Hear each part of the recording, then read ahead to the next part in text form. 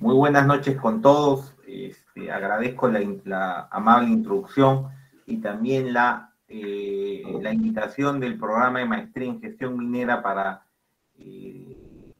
comentar con ustedes un tema que venimos discutiendo en las clases de nuestro programa de maestría sobre la tributación minera en el Perú, que es un tema bastante controvertido y siempre pues es discutido a nivel político, ¿no? Porque siempre se ve a la minería como una fuente de ingresos para el sector público y ustedes saben de que de la tributación minera salen bastantes recursos para sostener al presupuesto público del país, ¿no?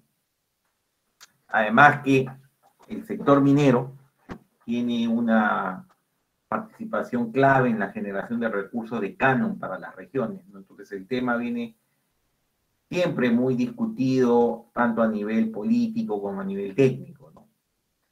En esta presentación que he titulado La carga tributaria de la industria minera en el Perú, lecciones sobre la evaluación del Government Tech minero a nivel latinoamericano, quiero transmitirles, ¿no?, los principales resultados de una investigación que acaba de ser publicada por nuestra escuela. Esta publicación está disponible en nuestro repositorio institucional y está siendo difundida también a nivel de nuestros canales de comunicación, ¿no? El documento es mucho más extenso de lo que yo voy a presentar, voy a concentrarme en ciertos aspectos básicamente centrados en el tema de la carga fiscal. Y al final, si quieren, puedo dejar el enlace al documento en la caja de comentarios y mensaje de texto. Entonces, vamos a entrar de frente al tema, ¿no? Con esta discusión sobre la carga tributaria de la industria minera en el Perú. Vamos a ver la competitividad de la minería peruana, ¿no? O sea, el Perú es un país privilegiado a nivel mundial porque es una potencia minera, ¿no? Tanto así de que estamos a puertas de tener esta cumbre minera llamada Perumín, que siempre, ¿no?, connota, ¿no?, mucho interés y además atrae a muchos inversionistas, proveedores, ¿no?, tomadores de decisiones, autoridades públicas, ¿no? Y en este contexto, lo que tenemos es el Perú, ¿no?, ocupando los primeros puestos, ¿no?, en diferentes productos mineros, como ustedes pueden ver aquí, de acuerdo a la información del Servicio de Geología de los Estados Unidos. Ocupamos en Latinoamérica puestos de primer nivel, ¿no? Y a nivel mundial estamos entre los 10 primeros países mineros del mundo, ¿no? Tenemos una disponibilidad de reservas también bastante importante, y por lo cual nosotros tenemos unas ventajas comparativas muy relevantes para el desarrollo de proyectos mineros, basadas principalmente en el potencial geológico y en la historia de la minería en el Perú, que es milenaria, ¿no? En base a eso, pues hay que establecer un modelo de desarrollo del sector minero, ¿no? O sea, los recursos potenciales, los minerales que están en el subsuelo requieren un marco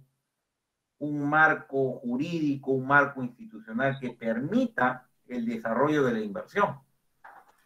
Y hemos hecho un análisis en Gerens respecto a este modelo de gestión del sector minero que se empezó a desarrollar en los años 90, que son hasta ahora las bases fundamentales para el desarrollo de los activos mineros que se vienen introduciendo, ¿no? Han habido muchas inversiones en los últimos años, ¿no? No voy a entrar tanto al detalle ya de esos aspectos. Quedará para otra conferencia probablemente sobre el impacto de la minería en el Perú, ¿no? Pero sí voy a comentarles un poco cómo es este modelo porque la gente a veces no lo entiende, ¿no? Justamente este es un tema que también nosotros conversamos, ¿no?, durante nuestras clases en la maestría, en los diferentes cursos que tenemos de economía minera, en los cursos de los temas legales, ¿no?, en el tema de la gestión de proyectos, ¿no? Y voy a resumirlo de esta manera, ¿no? O sea, antes de los años 90 teníamos un modelo estatista, con mucha intervención estatal, con que tiene una visión socialista, que fue heredado del gobierno militar del general Velasco. Y es un modelo, pues, que basado en un modelo de corte socialista empieza a fallar, ¿no? El estatismo provocó ineficiencias en la gestión de las empresas mineras, teníamos la estatización de muchos activos que fueron privados, pasaron a una empresa llamada Centromin Perú, teníamos una entidad comercializadora que era Minpeco, el Banco Minero, se creó toda una estructura burocrática estatal en torno a la minería con este concepto de ¿no? La toma de los recursos estratégicos. ¿No? Y siempre viene pues de la política de doctrina socialista. Pero ¿qué pasó? El resultado fue que esto generó pues grandes niveles de corrupción, mala gestión, ¿no? Y al final la industria minera quiebra en los años 80, ¿no? Una industria muy promovida por el Estado, quiebra en los años 80 y tuvo que darse una reforma estructural ya en el gobierno de Fujimori, ¿no? Y es por eso de que se da una ley de promoción de inversiones en el sector minero que hasta ahora está vigente y que es el pilar para la promoción del desarrollo de la industria minera, ¿no? Y en el año 92 se da una revisión completa del texto único ordenado de la Ley General de Minería, que es el Decreto Supremo 014 del año 92 del Ministerio de Energía y Minas, en donde se establecen 4 temas, ¿no? Primer tema, atraer inversiones y dejar de lado la participación estatal. Y eso es lo que ha generado el boom minero que hasta ahora vemos. A pesar de todos los problemas políticos que observamos, la minería sigue avanzando gracias a eso. Incentivos a los inversionistas para desarrollar proyectos, ¿no? Objetivo, ganar competitividad para atraer inversión internacional. La minería en el mundo se mueve con el capital privado, básicamente. Y el Perú tenía que recobrar mucha escala de inversión.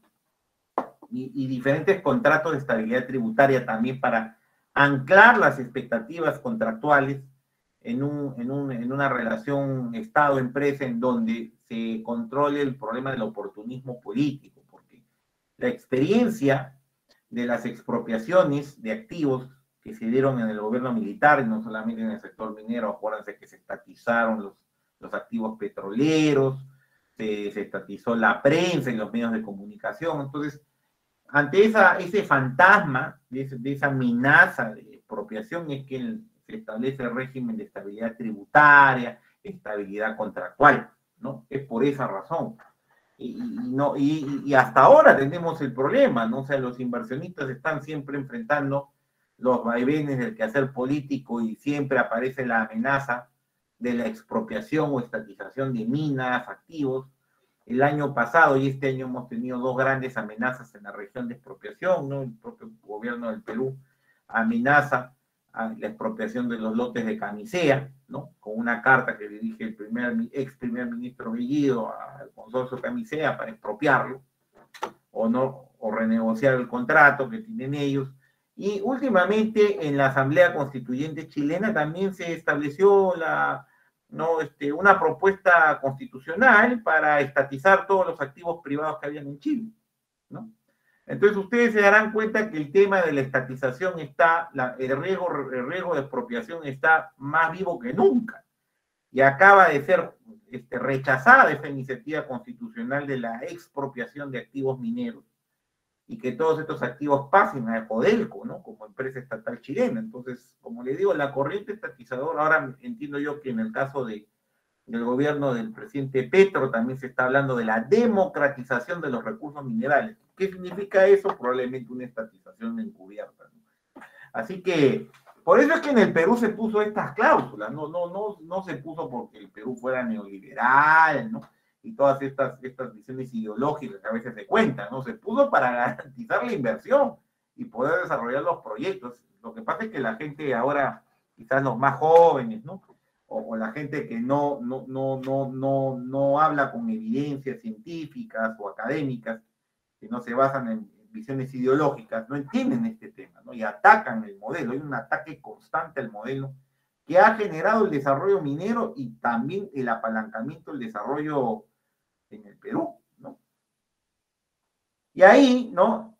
Vemos, ¿no? Que para acceder a estos contratos de estabilidad tributaria se establecían compromisos de inversión, o sea, la estabilidad tributaria no se daba gratuitamente, ¿no? O sea, se establecieron compromisos de inversión para plantas medianas de 350 a 5.000 toneladas por día, 2 millones de dólares mínimos de programas de inversión, y para plantas de mayor tamaño 20 millones.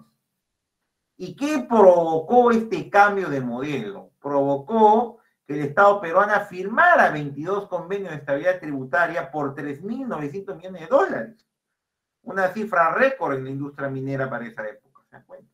Que no habíamos atraído porque el Perú estaba sumido en el estatismo, el populismo de los gobiernos de Belaúnde, de Alan García, ¿no? La mala herencia que dejó el gobierno militar y la hiperinflación y el problema del terrorismo y el narcotráfico. Así que el Perú era un paria para invertir $1, ¿no?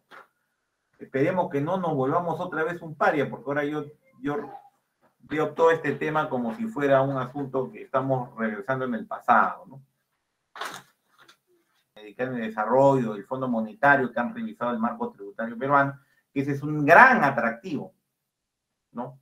Y justamente la renta no distribuida se aplicará en la ejecución de nuevos programas de inversión. Se permite la reinversión de utilidades para el desarrollo de nuevos proyectos. Y esto también permitió que un programa de reinversión de 17 proyectos mineros que se acogieron en este programa, reinvirtiendo 740 millones de dólares. Cifra también récord en temas de reinversión de utilidades.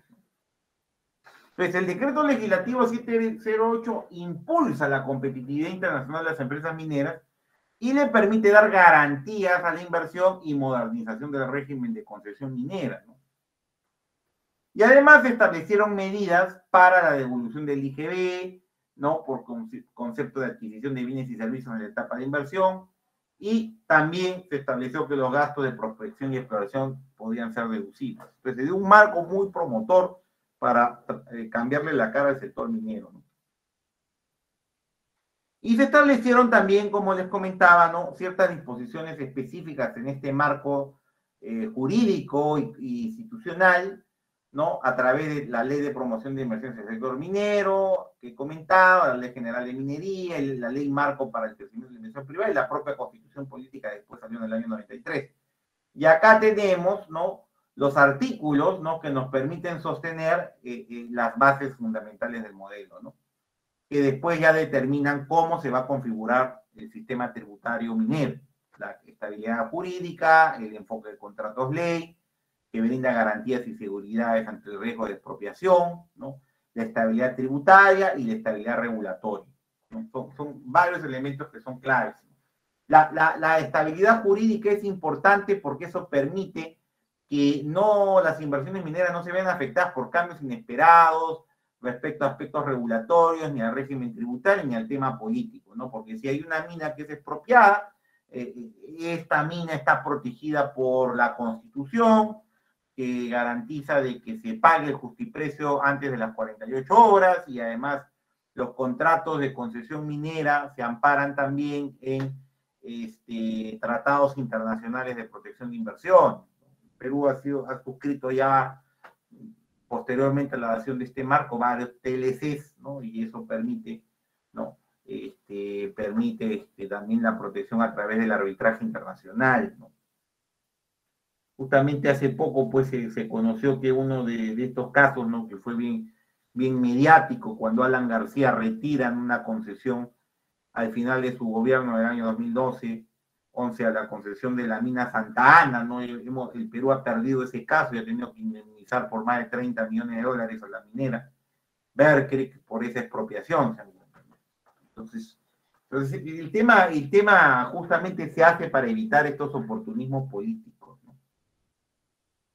Los contratos de concesión minera entre las empresas privadas y el Estado son convenios de estabilidad jurídica, a través de los cuales el Estado mantiene la vigencia del marco normativo, y estos contratos ley van a tener un rango constitucional para evitar el oportunismo político o el riesgo de expropiación.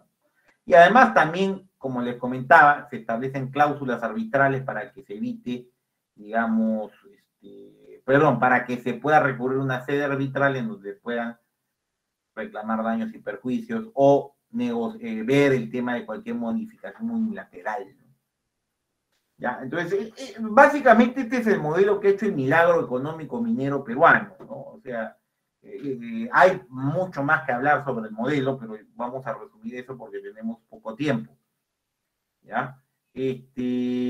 Ahora, ¿no? La tributación aplicable a la minería y la carga fiscal del sector. Entonces, ¿qué tenemos acá? Vamos a ver cómo se va dando la aplicación ya de este marco de gestión minera en el aspecto de la tributación. Y justamente un tema clave, como le digo, del marco minero peruano es que se focaliza principalmente en los impuestos a la renta. ¿Ya? Eso es algo bastante ventajoso, porque cuando tú creas regalías a los ingresos o aplicas gravámenes a cuentas que no estén asociadas a la utilidad, eso es muy distorsionante. Es como un disuasivo de la inversión. Y eso también lo ha comentado el Banco Interamericano de Desarrollo en un análisis que hicieron dos académicos, el profesor Graham Davis de Colorado School of Mines de Estados Unidos, así como el profesor Smith, ¿no? de Texas. ¿Ya? Entonces ellos evaluaron la carga fiscal de varios países, ¿no? Mina por mina. Entonces esos resultados se los voy a resumir ahora. Entonces, tenemos unas tasas de impuesto a la renta que a la fecha, ¿no? Alcanzan el 29.5%, es la tasa de impuesto a la renta. Y acá hemos resumido en Gerens, ¿no? Digamos, todo el esquema tributario que hay diferentes conceptos tributarios, garantías por cierres de mina, diferentes impuestos especiales a la minería, regalía minera, la participación de las utilidades de los trabajadores, impuestos a los dividendos, el tema del Fondo Complementario para la Jubilación de Trabajadores Mineros, derecho de vigencia, aportes a reguladores y el impuesto general a las ventas, ¿no? Y ustedes pueden ver ahí las tasas y las frecuencias de pago. Entonces, tenemos que transformar todas estas tasas y contribuciones en una sola medida de tasa efectiva, ¿no? ¿Cuál es la tasa efectiva de contribución de las minas?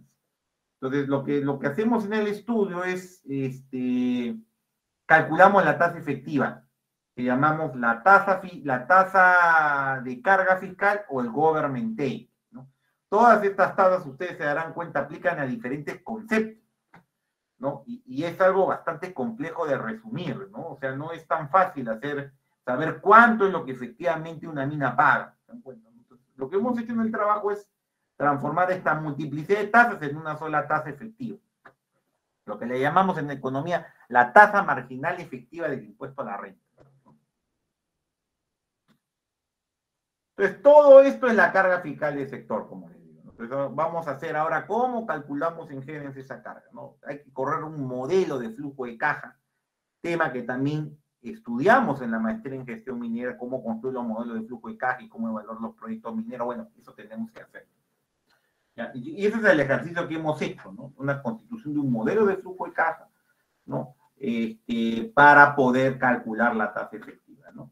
Y acá, como se darán cuenta, ustedes miren acá, ¿no? Las cargas específicas que se dieron en la reforma tributaria minera del año 2011, que ha sido criticada por el actual gobierno, ¿no? O sea, hubo una intentona de hacer una revisión, un cambio, incluso el Ministerio de Economía pidió en la administración del exministro Frank, una revisión al Fondo Monetario Internacional, y bueno, yo le voy a resumir un poco qué dice el fondo, traducir un poco lo que dice el fondo, porque sobre ese tema también se ha hablado mucho y hay muchas malas interpretaciones. Hemos tratado de resumir bien qué dice el fondo, ¿ya? Y eso, como le digo, cuando el tema se comenta en círculos políticos, la verdad que se quedan historias, ¿no? Que no tienen correlato con la aplicación tributaria correcta de la carga fiscal. Entonces, en el documento de investigación que hemos publicado, hemos hecho ese análisis, como digo, para tratar, o sea, para entender qué dice el Fondo Monetario Internacional y poder concluir, ¿no? Exactamente a dónde tenemos que apuntar alguna reforma tributaria, ¿no? Y acá ustedes tienen los 3 regímenes especiales, lo que llamamos el impuesto especial a la minería, el gravamen especial a la minería y la reforma de la ley de regalía minera, ¿no? Hay tres leyes que se aprobaron, ¿no? El gravamen especial a la minería se aplica a las empresas con contrato de estabilidad tributaria y para las empresas sin contrato de estabilidad tributaria se les aplican el impuesto especial y la regalía minera. Y las tasas, en este caso fue interesante la reforma, porque la reforma apuntó a aplicar también impuestos, ¿no?, especiales, ¿no?, y a lo que se llama el margen operativo, el margen de contribución, que es mejor que aplicar a los ingresos. Ahí también hubo algo bastante interesante, ¿no? Y se ha establecido una tasa progresiva de impuestos, como ustedes pueden ver ahí los rangos, ¿no? La regalía minera es la única que se distribuye a los gobiernos locales y regionales, por si acaso, ¿ya? Entonces, vamos a ver cómo funcionó la reforma de Ollanta, ¿no? Hasta hace unos 2 años, mucha gente decía que esta reforma había sido fallida, ¿no? Porque la SUNAT había establecido una meta de recaudación tributaria anual por estas contribuciones de 3.000 millones de soles, que no había alcanzado el esquema, ¿no? Entonces, ahí hay que tener mucho cuidado cuando uno pone impuestos especiales, porque si bien es cierto, tú recaudas más, a futuro puedes disuadir la inversión minera. Y eso puede reducir la capacidad de generar más recursos fiscales, porque van a haber menos minas, va a haber menos gastos en exploración minera, y eso es perjudicial, porque recordemos que la minería es un negocio de la explotación de un recurso no renovable, ¿no? Entonces, si no exploro más, no voy a encontrar el recurso. ¿Ya? Bien. Entonces, como les comentaba, ¿no?, para poder determinar la contribución fiscal para el gobierno, que es esta tasa efectiva de impuestos que paga el sector minero, ¿no?, se necesita determinar lo que llamamos government take, o la captura del gobierno tributaria, ¿no? ¿Qué cosa es eso? Es lo que toma el gobierno de la renta económica real generada por una inversión minera durante la vida de un proyecto.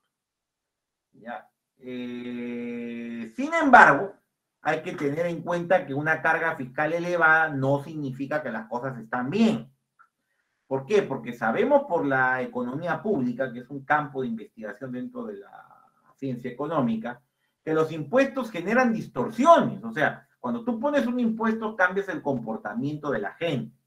Bueno, es como cuando uno quiere poner impuestos selectivos, ¿no? Lo que uno busca con el impuesto selectivo al consumo es disuadir el consumo de un bien que puede generar problemas a la salud o contaminación. Leas el caso, por ejemplo, de los cigarros, los licores, o el tema de los combustibles que generan gases de efecto invernadero, ¿no?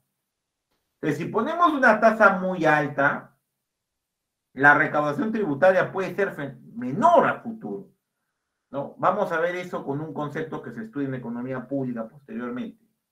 ¿Por qué? Porque la recaudación fiscal se va a contraer debido a que se desincentiva la inversión que sustenta el desarrollo de nueva producción minera. Ese es el tema. Entonces, lo que vamos a hacer para determinar la carga fiscal es agregar los diversos conceptos tributarios, impositivos y contributivos en una sola tasa efectiva impositiva, para determinar cuánto es lo que el gobierno realmente se lleva de la generación de valor de una mina. Y lo que les tengo que decir aquí, ¿no? Lo que les tengo que decir aquí es que el Estado es el principal socio de las empresas mineras. A veces las empresas mineras no contemplan eso como le digo, en su matriz de decisiones, ¿no? No lo tienen tan claro, pero el Estado es tu socio forzoso, ¿no? Y constitucionalmente eso es así, porque también recuerden que el Estado es el dueño de los recursos naturales en el subsuelo. ¿Ya? Entonces el Estado toma parte del valor de lo que va a generar la empresa. Y en el extremo, el activo minero, que es el recurso en el subsuelo, es del Estado. Entonces, el empresario minero, la empresa minera que desarrolla, lo hace a cuenta del Estado. Eso tenemos que tenerlo siempre en cuenta, ¿ya? En realidad, la empresa minera puede perder su acceso a recursos si no cumple ciertos requisitos legales, ¿no? Entonces, lo que yo digo siempre a los estudiantes de la maestría es que los recursos mineros son prestados, ¿no? El Estado te los presta, y eso es así en Colombia, en Chile, en todos los países que tienen derecho común, no, perdón, derecho latino, mejor dicho. En derecho común hay otra doctrina. En todos los países que tienen derecho latino romano, y nos incluimos nosotros, el Estado es el dueño de los recursos naturales. Y lo que da es un contrato de usufructo. Con una concesión minera tenemos un contrato de usufructo de explotación. y tú tienes que pagar tu carga fiscal y después tú ya te puedes quedar con la ganancia. Así funciona el negocio. Si uno no cumple ciertos conceptos, pierdes la concesión minera. Es así, ¿no? ¿Ya? Entonces, eso tiene que quedar claro. Entonces, la carga fiscal es legítima. ¿Ya? Yo también he escuchado a veces a gente muy radical que dice, no, ¿por qué el Estado se mete? Pero es que la carga fiscal es legítima. El Estado tiene todo el derecho a explotar esos recursos. Lo puede hacer con medios públicos o privados. El modelo de los años 90 apunta a la gestión privada. Está bien, ¿ya? Pero hay que recordar siempre que el Estado es el socio de la minera. Eso es así, ¿no? Ahora, el tema es que, claro, o sea, si la carga fiscal es muy alta, voy a disuadir al inversionista, ¿no? Lógicamente. El Estado no va a conseguir más socios, ¿no? Que le permitan explotar estos recursos. Bueno, acá hay un estudio previo que hizo el Instituto Peruano de Economía, ¿no? Un estudio que a ellos les salía que la carga fiscal, ¿no? Promedio era 47%, ¿no? Estoy relevando un poco su análisis, pero lo que el estudio del IPE no considera, primero es minas específicas, ¿no? O sea, el estudio del IPE lo único que hace es calcular una tasa promedio, ¿no? Lo que llamamos una tasa promedio general para toda la economía. Y acá ellos estiman las diferentes cargas fiscales para México, Perú, Australia, Chile y Canadá. 5 países que consideran en su análisis. Y en promedio todos estos países tienen una tasa fiscal del 43%, un valor muy cercano al que ha publicado el Fondo Monetario Internacional. Pero lo que no considera el análisis del Instituto Peruano de Economía es que no se ven las diferentes fases del ciclo de inversión de un proyecto minero. Hay que ver los ciclos de precios de los metales, porque esos también afectan la carga fiscal. Y los cálculos están promediados, por lo cual no ves la varianza, ¿ya? El estudio del BID y el trabajo que ha realizado Jerez permite corregir esta limitación que tiene el estudio del IPI, nos va a dar una mejor visión de la carga fiscal, ¿ya? No se consideran, por ejemplo, cambios de los márgenes operativos por variaciones del ciclo de precios, ¿no? Ahí tenemos un tema. Y justamente acá está, ¿no? Un poco el análisis que ha hecho Jerez en base a los resultados, también algunos cálculos que tiene el documento del BID, ¿no? De los profesores Davis y Smith. Y ustedes verán aquí que hemos calculado la carga fiscal para diferentes minas, ¿ya? O sea, minas específicas, no un país, sino mina específica. Y si ustedes se darán cuenta, en diferentes países hay cargas fiscales diferentes. ¿No? Cada mina tiene su propia historia y hay que hacer una simulación del flujo de caja para calcular el government take, ¿no? Entonces, primera lección, ¿no? O sea, la empresa minera tiene que ver cuál es su propia carga fiscal, ¿no? Ahí justamente Jerez asesora en estos temas por el lado de consultoría, también asesoramos a clientes que quieren ver cuánto es lo que le pagan efectivamente, ¿no? Entonces, ese cálculo se puede hacer, pero hay que hacer una simulación de flujo. Y ustedes van a ver acá que el Perú no es tan competitivo como dice el IPE, porque la mina Constancia tiene una carga fiscal del 64%. ¿No? No es el 47%. El 47% es el promedio nacional, pero hay minas que tienen más carga fiscal. U otras como Laguna Norte que tenía 53%. Esta es la empresa modelo con un margen operativo de 30% que calculó Jerez y que es parecido al cálculo que saca el IPE, ¿no? Pero se dan cuenta, ¿no? Entonces, va a depender de cada mina. Por ejemplo, hay minas en México que tienen carga fiscal del 74%, 63% de esta mina de Piedras Verdes, ¿no? Fruta del Norte, que es una mina de oro en Ecuador, 62%, y tienes en Colombia. Entonces, uno tiene que ver ahí la carga fiscal, ¿no? Lo que dice David Smith es que, ¿no? Cuando analizaron diferentes esquemas fiscales, hay diversas minas de ciclo medio en países latinoamericanos en donde se identifica que la carga fiscal es regresiva. Quiere decir que a mayor impuesto, menor recaudación, ¿no? Y la tributación aplica a minas de menor margen. O sea, la carga fiscal es más alta en aquellas minas que son menos rentables, lo cual es peligroso, ¿no? Porque si tienes una mina que está en el margen y le pones una tributación muy alta, la mina va a quebrar, va a dejar el mercado, la vas a hacer cerrar, ¿no? Ese es uno de los grandes problemas. Como el régimen fiscal peruano se basa en el esquema de regalías y de impuestos especiales, también genera distorsiones, ¿no? Va a generar distorsiones en la etapa de exploración, va a disuadir mucho la etapa de exploración. Es lo que concluyen estos profesores y nosotros en Gerencia hemos también corroborado esta conclusión. Esta regresividad para los proyectos de margen bajo, proyectos en fase inicial de desarrollo, ocasiona que los proyectos de menor margen tengan pérdidas de irrecuperables de eficiencia, ¿no? ¿Qué quiere decir? Que los proyectos nacen ya con ineficiencias en costos en su estructura de gestión. Pues hay una varianza muy grande también a nivel individual en las minas, ¿no? Entonces, nosotros hemos calculado el valor mediano en Herens, acá está, ¿no? El valor mediano, o sea, digamos que todas las minas que están debajo del valor mediano son más atractivas para la inversión, ¿ya? Y tenemos proyectos poco económicos, de baja inversión privada en exploración y explotación. Todos estos proyectos de acá van a tener problemas para desarrollar inversión, ¿no? Porque su carga fiscal es relativamente más alta, ¿no? Y vamos a tener proyectos, como le digo, de nivel mediano y proyectos que van a tener un mejor grado de competitividad. Entonces, todos estos proyectos tienen un mayor grado de competitividad por el lado de su carga fiscal. Ojo, acá no estamos hablando si la mina pues tiene una buena ley, tiene una economía de costos adecuada. Acá solamente me estoy concentrando, ojo, en la carga fiscal. En la dimensión tributaria, estas minas son más interesantes que las minas que están, ¿no? en la parte superior, ¿no? ¿Ya? Entonces, eso es. Y la carga promedio en Latinoamérica es de 61%, lo cual es un poco alto, ¿no? 61% es bastante alto. ¿Qué quiere decir ese 61%? Que en promedio en Latinoamérica, el gobierno se lleva el 61% de las utilidades netas de las empresas.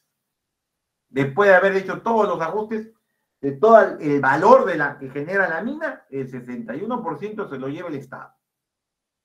Y el 39% se lo lleva el inversionista. Así es. Bueno, nosotros hemos simulado diferentes minas con diferentes utilidades operativas y encontramos, ¿no? Corroboración de lo que dicen los profesores de Smith y Davis en relación a que la carga fiscal es más alta para minas de bajo valor. Para minas que tienen márgenes operativos pequeños, la carga sube a 57%. O sea, una mina que va recién a gestarse y que va a tener un margen de utilidad bajo porque tiene que amortizar toda su inversión o pagar toda su deuda, es una mina que va a tener problemas porque su carga fiscal va a ser alta. Igual le va a pasar a las minas con bajos márgenes operativos que están en el nivel marginal, o sea, que están entre que entran y no entran, ¿no? Ese también es un problema, ¿no? Entonces ahí vas a tener una problemática. Entonces, esta regresividad inicial del régimen tributario peruano es disuasivo a la inversión. Las minas de mediana vida, que tienen margen de utilidad de 30, 40, 50, 60%, son minas, digamos, como Toquepala, ¿no? Antamina, estas minas, ¿no? Que ya han llegado a un nivel a un plató de desarrollo productivo, entonces esas tienen una carga fiscal de 47, 49. ¿No? Así es, ¿no? Se vuelve la carga fiscal para minas de mediana vida o minas adultas, como le llamamos, tienen una carga fiscal relativamente progresiva. Pero lamentablemente ni el IPE ni el estudio del Fondo Monetario Internacional pueden demostrar esto. Y ese es, digamos, un aporte también de Gerens, digamos, a esta investigación, ¿no? ¿Ya? Otro tema, ustedes verán acá, por ejemplo, también cómo van cambiando los márgenes de las cargas fiscales cuando cambian los precios. Hemos hecho una simulación de impactos en los precios, vacas gordas con vacas flacas, ¿no? Precio alto con precio bajo, ¿no? Escenario vaca gorda o vaca flaca, ¿no? Le llamamos así de manera coloquial, ¿ya? Entonces, cuando hay vacas flacas, o sea, precios bajos, la carga fiscal sube el 60%, que ya se vuelve no competitiva. Entonces, ¿qué hemos visto en el Perú? Que el sistema tributario tiende a destruir valor a los proyectos jóvenes. Ese es el problema. Y por lo tanto, se disuade la entrada de proyectos nuevos. Ese es el gran problema, que no entienden, como digo, ni los ideológicos, ni los políticos, no entienden este tema racional. Se dicen, no, hay que subir la tasa a 70%, ¿no? Y no entienden que si vas al 70% vas a estar en un escenario en donde no va a venir nuevo capital. Y sin nuevo capital no hay nuevas minas, no hay nueva exploración, ni siquiera exploración brownfield para hacer ampliación de minas. Ese es el gran problema. Y la tributación es algo que muchos inversionistas ven, o sea, esa es la verdad. Entonces, para saber, ¿no?, la carga fiscal de cada mina hay que hacer este estudio para cada empresa, como hemos hecho en este gráfico, como le digo. Eso se puede trabajar. ¿Ya? Ya, entonces ahí ustedes van a ver que la carga fiscal sube cuando el precio es muy bajo y cuando el precio alto baja la carga fiscal. Eso es natural, pero se dan cuenta que el esquema es bien regresivo.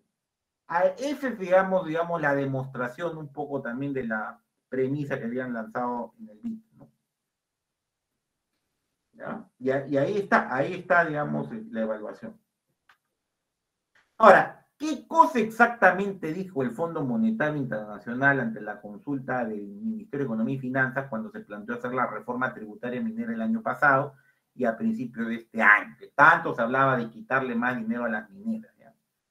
Entonces, leyendo bien el estudio, ¿no?, con una lectura muy crítica y muy cuidadosa, más detalle de esta lectura está en la investigación que ahora les voy a compartir. Ahí hemos hecho un análisis bien exegético, ¿no?, para que quede claro qué cosa están diciendo, ¿no?, con una aproximación desde el punto de vista del análisis económico tributario.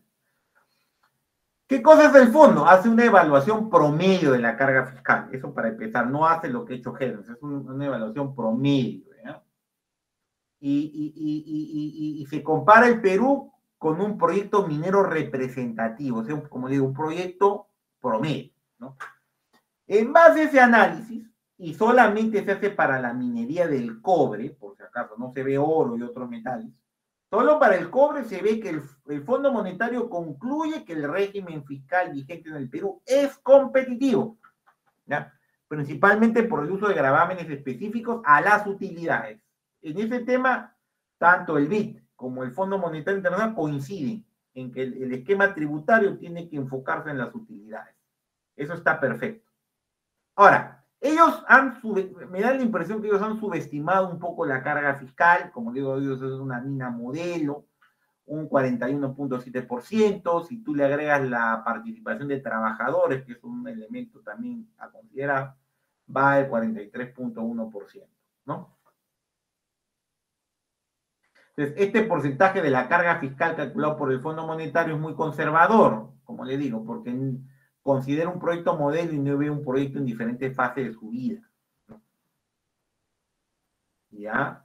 Y justamente ahí, como les digo, las empresas más maduras tienen utilidades mayores y van a pagar relativamente una menor tasa de impuestos, ¿no? Entonces la carga fiscal baja.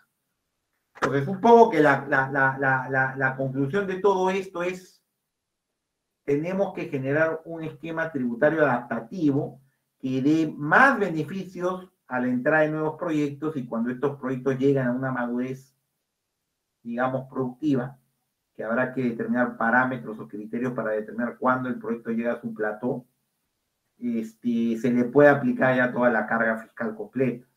¿Para qué? Para estimular que se hagan proyectos ya desarrollados. Creo que ese es un tema que podría considerarse en una reforma, ¿no? O sea, un esquema flexible, ¿no?, dando digamos, facilidades tributarias al principio y después cobrar lo que se tiene que cobrar, pero para que el proyecto se geste, madure, pueda hacer un mejor balance de su ratio deuda-patrimonio y pueda salir adelante.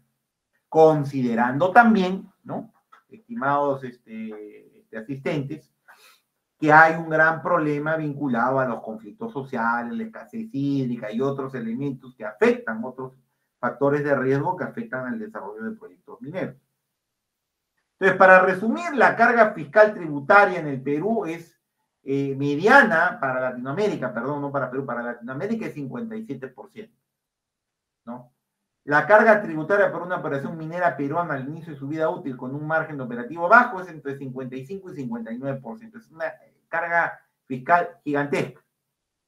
La carga tributaria promedio es 47% y según el Fondo Monetario esa carga está, ¿no? Algo a la baja, me da la impresión, entre 41 y 43%, ¿no? Entonces hay, ¿no? Yo, como les digo, me quedaría en el rango de entre 43 y 47%. Yo me quedaría en este rango, digamos, que es más realista para el promedio peruano, pero, como le digo, el diablo está en los detalles y hay una carga tributaria que puede ser mayor para proyectos marginales o proyectos que recién están desarrollando. Resultado de la aplicación del modelo tributario minero peruano. Entonces, no voy a entrar al detalle de todos los impactos que ha generado la minería, que hay algún desarrollo en el documento que les voy a pasar, pero quiero mostrarles un poco cómo ha sido la recaudación tributaria, ¿no? En el Perú, ¿no? O sea, ustedes se van a dar cuenta acá para los impuestos de tercera categoría, los impuestos, otros tributos internos como el IGB, etcétera. Las empresas mineras han contribuido entre el año 2000 y 2020 con 53.000 millones de soles como concepto de impuesto a la renta y 71.000 millones en el mismo periodo de otros tributos. O sea, estamos hablando, ¿no?, de una cantidad, ¿no?, muy grande. La minería es un gran aportante a la caja fiscal. Y en el año 2021, que hubo este boom o rebote en los precios de los metales, hubo una recaudación récord de cerca de 20.000 millones de soles por estos impuestos. El sector minero es el principal contribuyente del impuesto a la renta, superando a sectores como hidrocarburos, telecom, construcción y electricidad. ¿Ya? Estamos hablando ahí, ustedes verán, ¿y cuándo se gesta justamente ese boom de contribuciones? A partir del boom minero. Cuando nosotros salimos de la crisis política en el 2000-2001, porque acá se da un corte, porque acá hubo un cambio de gobierno, dejamos el gobierno de Fujimori y hubo una transición democrática, empieza a gestarse, digamos, el boom minero, ¿no? Aparte de eso ha habido, pues, también el superciclo de los precios, ¿no? La fase expansiva del último superciclo, motivado por el crecimiento de China y, digamos, la excesiva liquidez que dieron los bancos centrales en esa época, ¿no? Que después generó una burbuja, ¿no? Dicen algunos especialistas macroeconómicos. Y esto nos lleva, ¿no?, a tener niveles récord de recaudación, ¿no? El año pasado, como digo, ha sido, pues, monstruosamente exitoso el sistema. Y miren acá para que vean cuánto han contribuido los impuestos especiales. Los impuestos especiales han contribuido desde el año 2011, en que Ollanta aprobó la reforma, los proyectos de reforma, y se mandan al Congreso. Se han recaudado 21.546 millones de soles, solamente en estas gravámenes, regalías mineras, impuestos especiales. Ahora, la SUNAT, como les digo, esperaba que se recaudaran 3.000 millones, más o menos. O sea, yo me acuerdo mucho cuando hubo este debate en esa época, que era un poco la meta, ¿no? Entonces decían, no, el sistema ha fracasado, ¿no? Pero es que no han habido estas subidas de precios tan altas. Entonces el sistema, miren, ya en el régimen del 2021 ha cumplido su propósito. El sistema, dentro de todos los problemas, ¿no?, que uno le puede achacar al sistema, está funcionando, ¿no? Está capturando esa renta excedente que se genera cuando hay un boom minero. Lo que llaman algunos, aunque yo no lo considero así, ¿no?, algunos la llaman de manera incorrecta estas sobreganancias mineras, ¿no? Le llaman así, ¿no? La famosa sobreganancia minera, bueno, ahí está, pues la sobreganancia ya está capturada. Por eso es que el Fondo Monetario concluye que no hay que hacer un cambio radical, como planteaba el gobierno, sino mantén tu sistema y haz algunos ajustes. A mí me parece que el ajuste principal es promover un esquema flexible tributario para minas nuevas, para proyectos nuevos, en donde ahí le estamos sacando, como sabemos, le estamos golpeando mucho esos proyectos. ¿Ya? Entonces, el sistema tal cual de contribuciones especiales ya ha cumplido su meta, como le digo, ¿no? Ahí ustedes verán los 5.573 millones de soles que ha capturado, que son básicamente lo que llamamos en la economía las rentas ricardianas, ¿no?, que generan los proyectos, ¿no? Cuando hay un aumento de precios, se genera una renta excedente, ¿no? Ese es en realidad el concepto de renta ricardiana, gracias a lo que estudió un economista del siglo XIX llamado David Ricardo, ¿no? Que no hay un concepto de sobreganancia minera en realidad, ¿no? Es un concepto de renta diferencial que le llaman. En fin. Bueno, en conclusión, ahí están los resultados y la suma total ha sido en los últimos 15 años la gigantesca cifra de 151.662 millones de soles.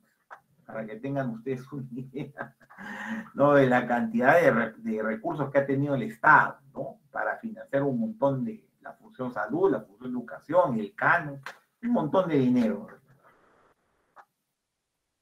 Finalmente, para terminar, un par de ideas. La primera idea es, ¿no?, tener cuidado con el exceso de carga tributaria. Como yo le decía, un primer aspecto a mejorar en el sistema tributario minero del Perú sería la aplicación racional y limitada de las tasas de regalías. O sea, si vamos a hacer algún cambio, sería de repente bajar la contribución especial para las minas nuevas en sus primeros años de vida.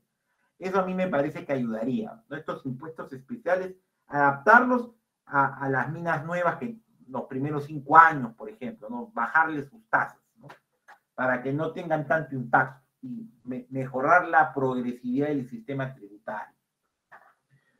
Los impuestos especiales deberían, ¿no?, ajustarse, como le digo, para estos proyectos nuevos. Sería preferible aplicar impuestos sobre la renta, siempre, ¿no?, o sobre tasas tributarias a la renta. Es una recomendación del Banco Mundial con el estudio de los profesores Davis y Smith. Otro tema, hay que tener mucho cuidado en elevar mucho la carga tributaria porque se puede dar un efecto contrario al objetivo de lo que es subir la tasa, que es reducir la recaudación, que esto es el famoso efecto de la curva de Laffer, ¿no? La curva de Laffer predice que la recaudación de impuestos a la minería puede caer si la imposición es demasiado alta, ¿no? Arthur Laffer, ¿no?, en los años 70, pues planteó este esquema. Hay siempre una controversia respecto al tema, ¿no? Hay evidencia empírica mixta respecto al tema de la curva de Laffer, ¿no? Pero, digamos, como concepto, ¿no?, es un tema que hay que evaluar. Yo creo que es parte de la agenda pendiente de investigación, ver si es que hay un efecto de Laffer en la recaudación tributaria cuando suben las tasas impositivas. Y eso es lo que habría que tener cuidado, ¿no? Es una hipótesis que no se ha verificado en el Perú, pero el tema es bien fácil, ¿no? Tú puedes tener una recaudación fiscal de este tamaño y puedes tener una carga fiscal aquí.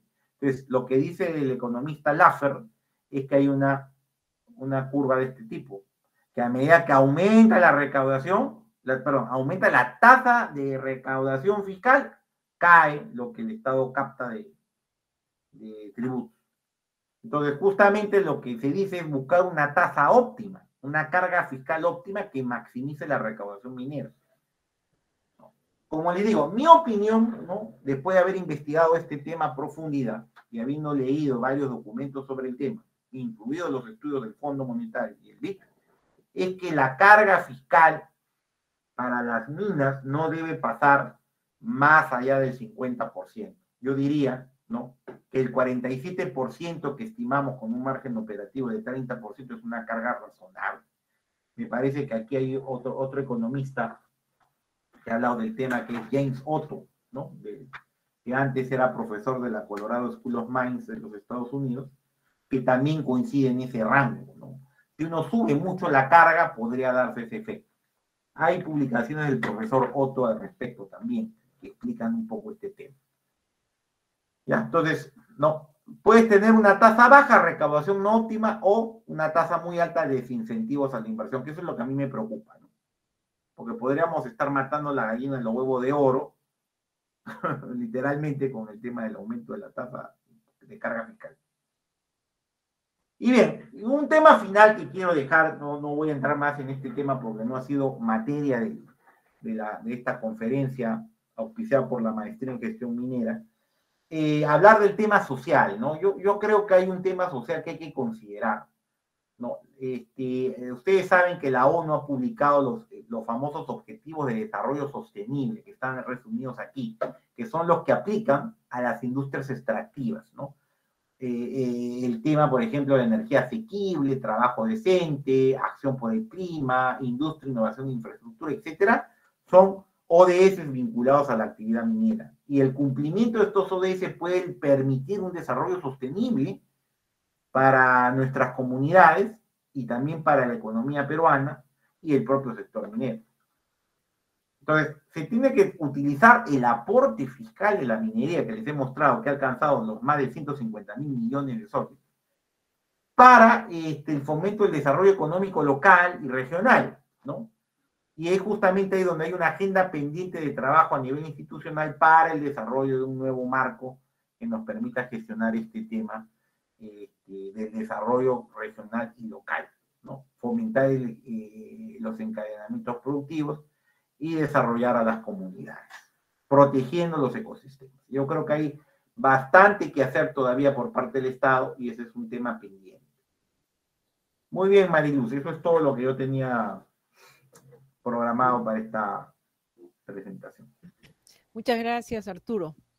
Ahora, no sé si alguno de los presentes tiene alguna pregunta, comentario. Pueden levantar la mano, activar su micrófono o enviar sus preguntas por el chat. Sí, buenas noches. Tengo una pregunta. Sí, buenas noches. Sí. Con respecto al cálculo de la tasa efectiva, se considera el IGB, pero luego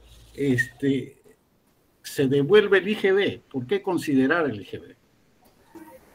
Bueno, hay que tener cuidado porque el IGB de exportación es el que se devuelve, ¿no? Correcto, pero todas las empresas mineras son exportadoras. Claro, pero hay un IGB que es en el tema del consumo doméstico que no se devuelve. Se puede matar el IGB con un IGB de compra, ¿no? de los insumos o productos locales. Eso es lo que se ha considerado, porque el IGB de exportación, hay un principio en el comercio internacional que establece que no se exportan impuestos a la venta de los productos exportados. Entonces, eso no lo estamos considerando. Ah, correcto. La observación es correcta, efectivamente. Gracias. Sí, adelante. Aló, sí, el profesor Arturo Vázquez, buenas noches. Buenas noches. Felicitaciones por la exposición, muy, muy buena. Una pregunta, todo esto está enfocado a la mediana y gran minería. ¿Qué nos puede hablar de todo esto, del pequeño productor minero, el minero artesanal, el reinfo, todas estas cosas, ¿no? Bueno, respecto al tema de la minería, pequeña, no hemos hecho un cálculo, la verdad, para qué le voy a decir. El gran tema de la minería, pequeña es que mucha de esta minería es informal y no paga impuestos. O incluso hay minería ilegal, que es peor, ¿no? No cumple con casi todo el marco normativo, ¿no? Entonces, ahí la contribución fiscal es relativamente baja, ¿no? Porque gran parte, como le comento, de la minería de pequeña escala está más en el lado informal que en el lado formal. El reinfo y todo este tema de los instrumentos especiales como el IGAFOM, etcétera, que ayudan a la formalización minera, están apuntando a que el Estado pueda regular mejor esta actividad pequeña, que es bastante masiva en el Perú, y que permita, primero, que los mineros pequeños tengan en cuenta el tema del impacto ambiental y hagan una minería más responsable, y segundo, sincerar la recaudación fiscal, porque hay mucho mineral que sale del sector pequeño o artesanal que sale por contrabando, como ustedes saben, ¿no? Y no se paga impuestos. Pero no hemos hecho un trabajo sobre minería artesanal, porque en realidad, como le digo, el tema de la carga fiscal no es tan relevante. No es tan relevante porque son actividades que no pagan muchas de ellas impuestos. Es más, algunas son ilícitas, ¿no? Se hace la minería Madre de Dios, por ejemplo. No hay mucha actividad ilícita.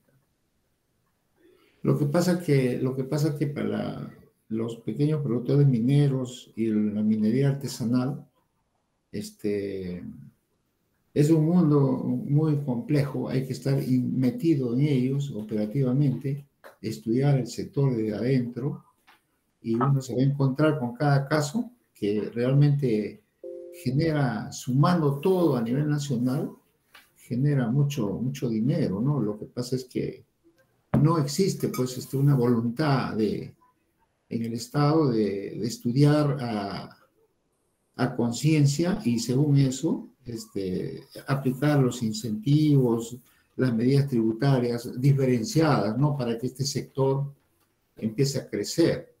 Y porque muchas minas nacen como pequeños emprendedores mineros, ¿no? Y sobre todo en la comercialización, que es un mundo, pues, un poco ciego, ¿no? Sí, es verdad, como te digo, ahí es un tema que hay que solucionar, el tema de la minería ilegal, formalizar a los ilegales o los que están en el medio entre lo ilegal y lo formal, que son los informales, ¿no? Hay algunas iniciativas, ¿no? Tratar de que las empresas pequeñas se junten para crear economía de escala, cooperativizarlas, ¿no? Hay bastante debate sobre el tema, es un campo amplio. No hemos investigado en este trabajo ese aspecto en particular, ¿no? Justamente acá les estoy mostrando el documento, les he compartido el enlace también para que ustedes lo revisen. Este tema lo discutimos también en la maestría, ¿no? Definitivamente también lo discutimos en la maestría, y es un documento bastante acucioso y ¿no? Que ve varios temas, ¿no? Como yo he visto casi básicamente el capítulo 4 del documento, ¿no? Pero hay otros temas que ustedes pueden revisar ahí, de acceso gratuito. Parte de la producción de investigación de la escuela. Profesor, una pregunta. Sí, bien. Usted ha explicado bien la diferenciación que tiene que haber entre los proyectos maduros, medianos y los nuevos, ¿no? Por ejemplo, cuando un proyecto grande como La Bamba se genera, al comienzo la empresa tiene que recuperar su inversión para pagar impuesto a la renta. Pero justamente en ese trayecto donde se ocasionan los grandes problemas, ¿no? Entonces, ¿usted no cree que es política del Estado y del sector dar por adelantado a cuenta, ¿no? De impuestos futuros mayores aportes hacia la comunidad, de tal forma que la comunidad se sienta tranquila y sobre todo el administrar estos recursos, donde está la clave del éxito, ¿no? Porque la minería genera demasiado impuesto a la renta, ¿no? En general, usted habla de un ideal de 47 a 50%, ya lo ha dicho acá, y me parece muy bueno, pero el gran problema está que el sector genera sus recursos, se lo da al Estado y el Estado pues no tiene un control, ¿no? Sobre el canon minero, no hay una accountability de todo esto, ¿no?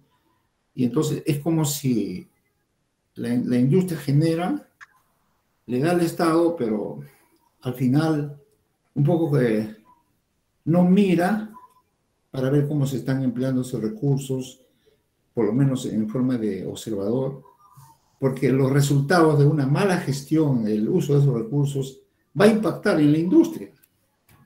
¿Qué le parece ese comentario? No, bueno, es justamente lo que comentaba aquí al final, señor Edward, ¿no? El tema está en cómo hacer esta reingeniería, ¿no? De gestión pública para que los recursos que genera la minería lleguen a la gente. Yo en los últimos tiempos he visto que una de las principales demandas que tiene la gente es acceder a oportunidades laborales, ¿no? O sea, grandes problemas que hay en el corredor minero ahora, por ejemplo, son laborales. O que la comunidad quiere contratar, ¿no? Y contratar con la minera un servicio de transporte de acarreo de mineral, ¿no? Entonces, el tema ambiental no ha ido perdiendo peso, me da la impresión, porque yo creo que la gente lo que quiere es tener trabajo, tener desarrollo, construir su casa, ¿no? Y claro, el tema ambiental es un tema importante, pero creo que ha ido perdiendo peso por el asunto de buscar oportunidades de desarrollo. Y eso también es producto de que el Estado no llega, pues hay comunidades en esa zona, el Estado no llega porque la gestión municipal es mala, por no decir pésima, y el gobierno regional es ausente, ¿se encuentra? Y hay una traba para gastar los recursos. Es un asunto que, como le digo, es para reflexionar cómo mejorar los aportes fiscales que la minería sí genera contribuyan pues al desarrollo sostenible de estas zonas. Hay muchos casos, por ejemplo, en que hay gente que recibe indemnizaciones o compensaciones por el uso de tierra, y hay gente que ni siquiera vive en la comunidad, ¿no? Sino que están viviendo en Lima, tienen su casa en Trujillo, en Arequipa, y tienen los terrenos comunitarios para, o digamos, tener su presencia ahí. Hay mucho de eso, ¿no? Tengo muchísimas anécdotas de mi propia experiencia personal y profesional de este tema, ¿no? Uno encuentra diferentes cosas, como le digo, hay mucho oportunismo también de parte de la gente, ¿no? O sea, ha habido este caso, se ha visto en los medios de comunicación, de que Las Bambas ha comprado las tierras, ¿no? Donde va a hacer su desarrollo minero, y los integrantes de algunas comunidades piden de nuevo que se les vuelva a pagar por lo que ya vendieron. Incluso he visto ahí a algún representante de la empresa que saca hasta la partida registral, que dice, no, MMG Las Bambas, pero la gente le pide que vuelva a pagar. Entonces, ese tema ya es un asunto que me da la impresión ya requiere pues el imperio de la ley. O sea, ya el Estado tiene que hacer respetar los derechos, ¿no? Entonces, estamos llegando a un nivel, como le digo, primero de descontento social. La gente está descontenta, se nota, la gente está descontenta, no le llega. El mecanismo que tenemos no funciona. No le llega a la gente el canon. El canon se genera, pero no se sabe qué hacer con el canon. O se malgasta, o lo peor, no, se sustrae, ¿no? Se roba. Hay N casos de autoridades regionales que están involucradas en actos de corrupción, ¿no? Entonces, la gente ve y se molesta, ¿no? Y le echa la culpa al modelo minero. O sea, bueno, ese es el problema. Pero el modelo minero hace su trabajo. El modelo minero genera la plata. O sea, yo digo, esta debe ser la época de la historia en que más recursos la minería ha generado al erario nacional, ¿no? Debe ser, estos 51.000 millones, no creo que haya ocurrido antes en la historia del Perú. ¿Se dan cuenta? Ya, entonces la minería hace su trabajo, pero no es suficiente. Entonces ahí ve el rol social también de la empresa. Las obras por impuestos creo que son un mecanismo que hay que pensar más. Hace poco se ha sacado una reforma al mecanismo de obras por impuestos. Hace poco ha sacado eso el Ministerio de Economía. Me parece que las empresas podrían utilizar ese mecanismo de una manera más efectiva. Porque como el Estado, hasta que arreglemos este problema de los canales de transmisión de los recursos de canon hacia el desarrollo local, vamos a tener que tener un consenso político muy fuerte. Porque, piense usted, vamos a recentralizar los recursos para que el Estado los invierta como era antes, o seguimos con el modelo regional que no funciona. Pero no es una pregunta que hemos tampoco buscado responder en esta investigación. Lo que sí puedo demostrar es que la minería está cumpliendo su rol del principal contribuyente del Estado peruano. Y ahí están los números, ¿no? Los números son los números oficiales, ahí están los números, ustedes lo ven en el resto. Está haciendo su trabajo. Pero ¿pueden hacer más? Pueden hacer más, de todas maneras. Yo creo que, mira, la minería contribuye encima del 47% y depende de cada mina, ¿no?